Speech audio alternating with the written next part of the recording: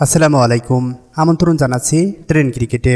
চট্টগ্রামের জহুর আহমেদ চৌধুরী ক্রিকেট স্টেডিয়ামে চলছে বাংলাদেশ বনাম শ্রীলঙ্কার মধ্যকার 3 ম্যাচের ওয়ানডে সিরিজ।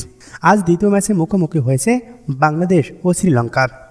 দ্বিতীয় ম্যাচে বাংলাদেশের হয়ে লিটন দাসের সঙ্গে ওপেন করতে নামেন সৌম্য সরকার।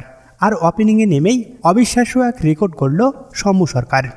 প্রথম বাংলাদেশি ব্যাটার হিসাবে সবচেয়ে কম ইনিংস খেলে 2000 রানের মাইলফলক স্পর্শ করলেন বামহাতি এই ব্যাটার।